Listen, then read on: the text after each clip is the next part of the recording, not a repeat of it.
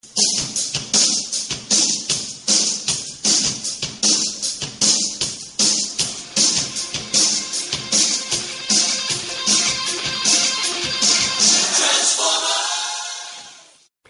everybody, Creature High Guy coming at you with my first post-tornado review. And, well, coming at you from creepy Nature Central, Mustang, Oklahoma. Yeah, having a good time. So anyway, what am I going to do now? Well, I've got some new things that I haven't actually shown you before, so might as well get started with another movie guy. And that is none other than Dark of the Moon, Roadbuster. So, Roadbuster is a character from G1 who was part of the Wreckers, Springer's team of elite team of like the Green Berets of Transformers. Basically, they were these bad dudes that went around wrecking things. Roadbuster was the green and brown camouflage sort of big butch guy, and as far as I can tell, this guy pretty much pulls that off, except without the brown. But he's got the green going on pretty well, and it looks pretty cool actually. It really does. Yeah, the Wreckers also included guys like, Topspin, Twin Twist, Whirl. Topspin is actually in the movie, apparently, but I guess not his twin brother, Twin Twist, because, you know, it'd be like two other twins that we all hate. Or at least some of us. I do. Anyway, so let's take a closer look at Roadbuster from Dark of the Moon and see how he holds up as a smaller, downscaled, deluxe-size figure, and this new gimmick, Mech Tech. So here he is, the big Roadbuster. Anyway, let's take a look at him. Okay, so he's sporting this nice green color, but the thing I'll immediately notice about him is that he's got all those pooey gray parts in the middle. I mean, what is the problem? Why do they have to consistently keep putting this dumb gray stuff in the middle? Can't they just see that it just looks ugly and totally messes up his overall really green and white color scheme he's got going? It just totally gets in there and just pukes all over the color scheme, and it's just disgusting to look at. But aside from that major flaw, there's also another major flaw. That's all these dumb bits all over the place. It just seems like this, they just seem to pop off. There's just too many things that are on hinges and stuff. It's like this back here, gotta be careful with that. Gotta be careful with this one on this side as well. These little things for some reason are there, and I'm not sure really why, but this one especially is very, very particular about just coming off, just falling off basically, and it's hard to stick back on there, to tell you the truth. So those are the two major things, the gray in the bit middle and all these bits that just seem to like pop off. But there's not too many of them to get too much in the way.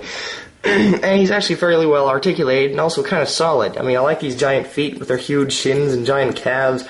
Like, he's a real runner, you know, so he's gonna have giant calves, so... Yeah, but, and he just, all the poses he can get into, it look pretty epic as well. I mean, he just, you know, he has a bit of presence to him, so it's, you know, and these giant wings back here, I'm not really sure, they're not wings exactly, but they're these things that pop off, and they just happen to have giant missile pods on them, and that looks cool too. It makes them look even more threatening. I mean, look at that. How can you not just say, dude, that's like a Green Beret, only a Transformer. He's even got the green on him. Now, Mech Tech, the latest gimmick, and probably the reason that these Transformers are scaled down so much smaller than they used to be, is because of these little things. I hate gimmicks. I hate them so much. But Hasbro consistently has to add them in there that you kind of have to get used to them. And as far as gimmicks go, I mean, it's not like a Minicon pod or whatever. It at least does something.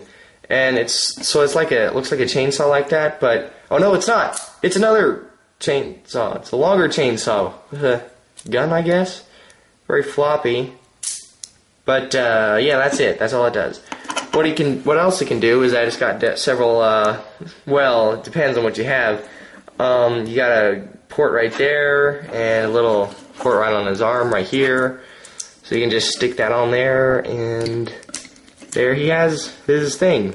But he can also look pretty cool with this, despite its kind of floppiness. Looks like a butterfly's proboscis or something. But, yeah, other than that, yeah, it looks pretty cool, you know, I mean, it looks neat. Now, I'll get a zoom in on the face sculpt there.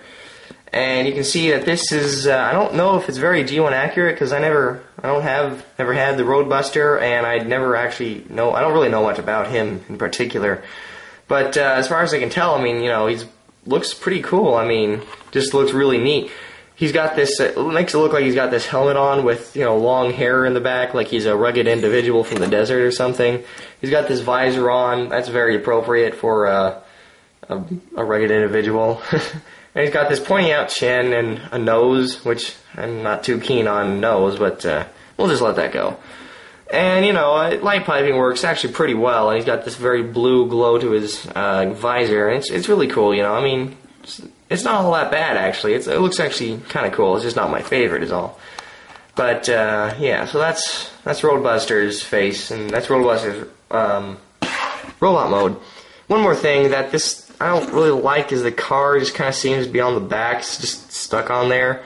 But it doesn't get in the way too much because you know, I mean, he is very posable. I mean, very posable. And he's also very tightly jointed, so he's able to keep his poses for the most part.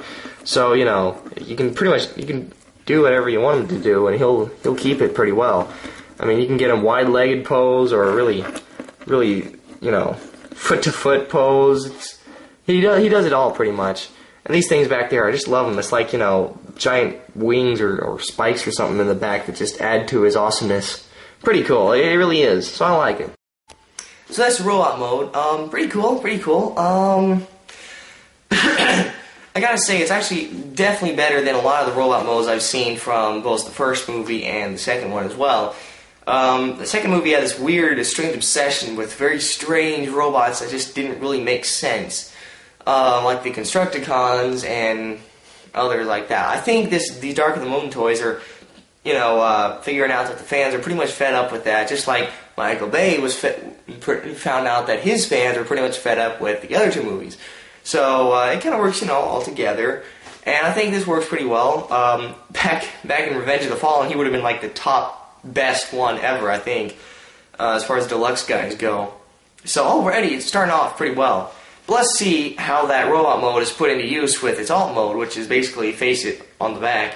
But we'll just see how well it goes, and these smaller cars, you know, it could be cool, it could not be, we'll just see. So, alt mode. So the transformation on this guy is actually pretty satisfying. It works pretty well, goes all together pretty good. At first you think he's going to suffer from pterodactyl head syndrome, where it just pops off every time you try to do anything with it. But that quickly rights itself in this guy, and it's not quite so fiddly as Pterodactyl was. So definitely works out pretty well. Let's take a closer look.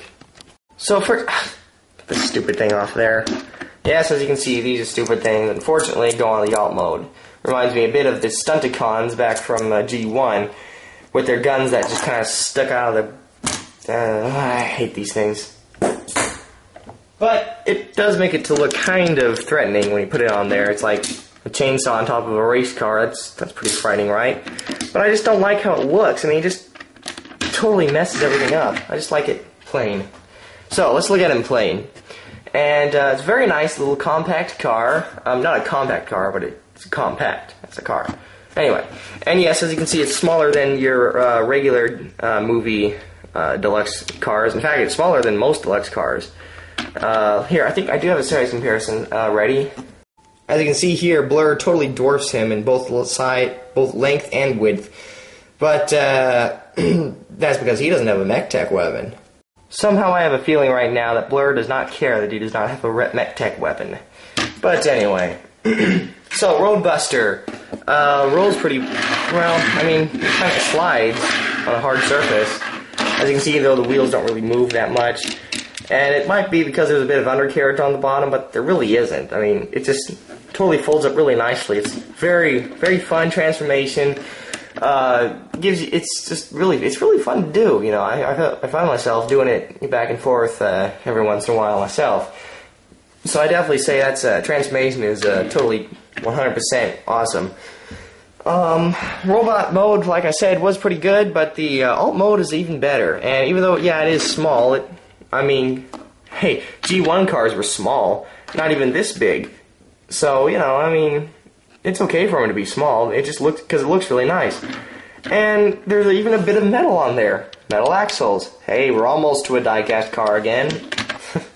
But yeah, it looks pretty cool. And as far as being a race car, it looks pretty racy. I mean, you got the racing green up here and the white on the side, number 88, which is, and I think you can look up there real closely. I think Dale Earnhardt Jr. is supposed to be driving this. Wow. Yes, this car gives you everything you could ever possibly want in both a transformer and a race car. It is very exciting to transform, has a wonderful robot mode, and an even better alt mode in my opinion. And its being small does not seem to cripple it in any way from being one of the best cars I've seen in a long time. So in case you haven't guessed yet, I'm saying get this guy. I mean, I don't actually personally own many of the Dark of the Moon toys as of right now. But what I've seen of the cars, like Sideswipe and Jolt and Bumblebee and Barricade and all them, they're all about the same size, but that's okay because they're all they look all nice and compact, and they just look really cool. For once, I actually kind of want Bumblebee, and that hasn't happened in a while. So yeah, I'd say definitely get Roadbuster because he is actually quite cool. Top Spin looks also very neat. I prefer his color scheme to Roadbuster's, but I'll do him later, I guess.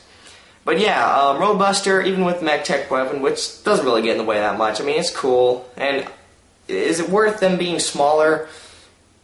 No, but I don't really mind them being smaller, so it kind of works on all sides. And you know, you gotta say that is kind of a threatening thing to see coming down the road at you. A race car with a whatever that is on the top. Looks dangerous. But, yeah. So, I'd say get Roadbuster if you're going to get any of them. If you're not really a movieverse kind of guy, then you're probably not going to like this. Just because it's definitely has movieverse written all over it, literally. So, I'd say, yeah. It's not going to change your mind on anything. But it's a nice addition to all the previous guys from Revenge of the Fallen to the first movie. Even though he's a bit smaller and a bit dwarfy next to them, he's still got the spunk to protect himself amongst the bigger dudes. So yeah, that's about it. So I'm Creature Guy. This is Dark of the Moon Roadbuster, and well, I guess I'll see you later. Coming up next, though, is a montage video that I put together of all my previous Transformers I had, just to remind you all how wonderful they really were, because they were the coolest, because they were mine. Anyway, I'm Creature Guy. I'm not that pretentious, and I'll see you later.